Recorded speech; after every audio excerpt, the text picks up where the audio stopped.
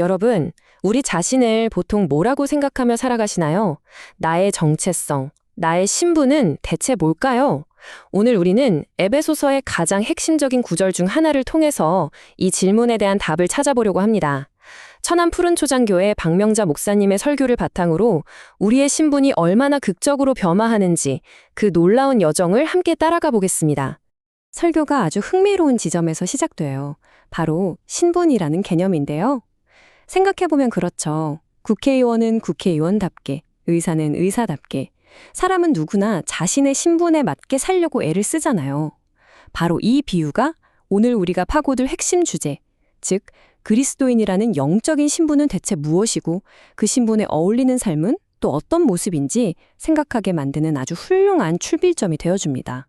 자, 그럼 우리의 새로운 신분을 제대로 이해하려면 그 전에 우리가 어떤 상태였는지 우리의 과거부터 좀 알아봐야겠죠. 에베소서 2전은요, 우리의 옛 모습을 정말 충격적일 만큼 솔직하게 묘사하면서 시작합니다. 한마디로 영적으로 죽어있던 상태였다는 거죠. 와, 이거 정말 강렬한 표현 아닙니까? 그냥 좀 아팠다, 길을 잃었다, 이 정도가 아니에요. 성경은 아주 단호하게 죽었다고 선언합니다. 이게 무슨 뜻이냐면 영적으로 하나님과 완전히 단절되어서 어떤 생명력도 없는 상태. 바로 이게 성경이 진단하는 우리의 출발점이었다는 겁니다. 성경을 보면 허물과 죄로 죽었다 이렇게 나오는데 이게 좀 비슷해 보이면서도 살짝 다릅니다. 설교에 따르면 허물은 뭐랄까 일부러 넘지 말아야 할 선을 딱 넘어버리는 그런 불순종을 말하고요. 반면에 죄는 화를 쐈는데 관역을 빗나가는 것처럼 하나님의 기준에 미치지 못하는 상태를 가리킵니다. 결국 이 두 가지가 우리를 영적인 죽음으로 몰아넣었다는 거죠. 그러니까 영적으로 죽어 있었다는 건 말 그대로 내 의지대로 사는 게 아니라 어떤 거대한 힘들에 질질 끌려다녔다는 뜻이에요. 그게 뭐냐면 첫째는 세상의 유행이나 가치관 같은 거고요. 둘째는 성경에서 말하는 사탄의 영향력, 그리고 마지막은 바로 우리 내면에서 끝없이 올라오는 통지 불가능한 욕망이었습니다. 이 세 가지가 우리 삶의 주인이었던 셈이죠. 이 모든 것의 결론이 뭐였을까요? 바로 이겁니다. 본질상 진노의 자녀. 이건 그냥 벌을 받는다는 차원을 넘어서요. 우리의 존재 자체가 하나님의 공의로운 심판을 받을 수밖에 없는 상태였다는 아주 근본적인 진단인 거죠. 참, 암울한 그림이에요. 그런데 이야기가 여기서 끝나면 정말 너무 절망적이잖아요. 다행히도 성경은 바로 이 지점에서 정말 영화 같은 대반전을 보여줍니다. 우리의 노력이나 자격이 아니라 전적으로 하나님의 성품에서 비롯된 모든 것을 바꾸어버리는 개입이 시작되는 순간입니다. 바로 이 구절이에요. 그러나 하나님이 이 한마디가 모든 걸 바꿔놓습니다.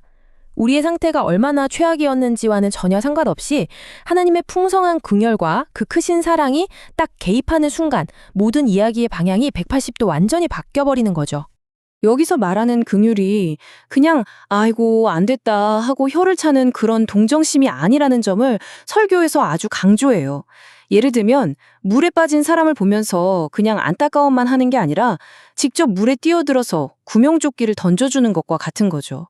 하나님의 긍휼은 우리의 문제를 해결하기 위한 아주 적극적인 행동이라는 겁니다. 자, 그럼 하나님의 이 놀라운 개입이 구체적으로 어떤 결과를 만들어냈을까요? 죽었던 우리가 어떻게 변했는지 그 애프터를 한번 보시죠. 우리의 신분이 어떻게 완전히 바뀌었을까요? 이 3단계 변화는 정말 놀랍습니다. 하나님은 죽어있던 우리를 그리스도와 함께 살리시고 무력하게 주저앉아 있던 우리를 일으키시고 그리고 마지막, 이게 진짜 엄청난데요. 그리스도와 함께 하늘에 앉히셨다. 이건 그냥 천국 같다는 뜻이 아니라 우리의 신분 자체가 이제 패배자가 아니라 승리자이신 그리스도와 함께 다스리는 자리, 왕 같은 자리로 옮겨졌다는 선언이에요. 지위가 완전히 말 그대로 하늘과 땅 차이로 바뀐 거죠. 그렇다면 하나님은 왜 이렇게까지 놀라운 일을 하셨을까요? 그 목적이 단지 우리를 구원하는 데서 그치지 않습니다. 바로 우리 자신이, 바로 여러분 한 사람 한 사람이 하나님의 은혜가 이렇게나 놀랍고 풍성하다는 걸 보여주는 살아있는 증거, 일종의 걸작품이 되게 하시려는 거예요.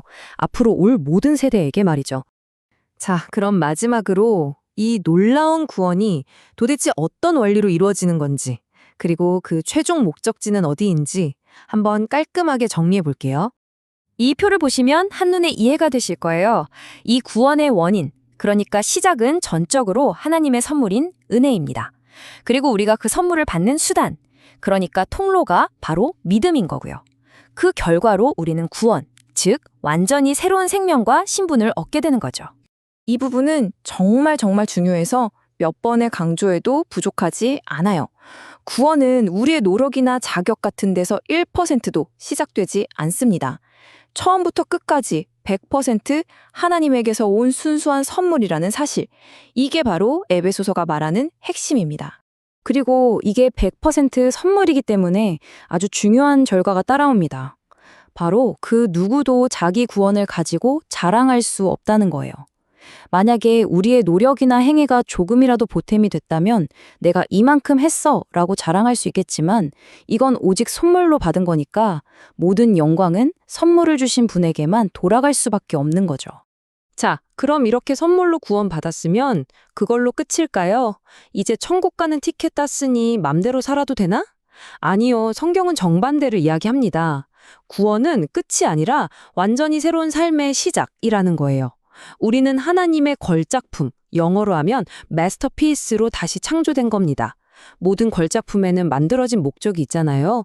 바로 하나님께서 우리 각자를 위해 미리 계획해 두신 선한 일들을 이 땅에서 멋지게 이루며 살아가는 것. 그것이 우리의 새로운 목적입니다. 네, 오늘 우리는 천안 푸른초장교회 박명자 목사님의 설교를 바탕으로 죽음에서 생명으로, 진노의 자녀에서 하나님의 걸작품으로 변화된 우리의 새로운 신분을 확인했습니다. 자, 이제 이 모든 이야기가 우리 각자의 삶으로 돌아와 하나의 질문을 던집니다. 하나님께서 바로 당신을 통해 이루게 원하시는 그 선한 일은 무엇일까요?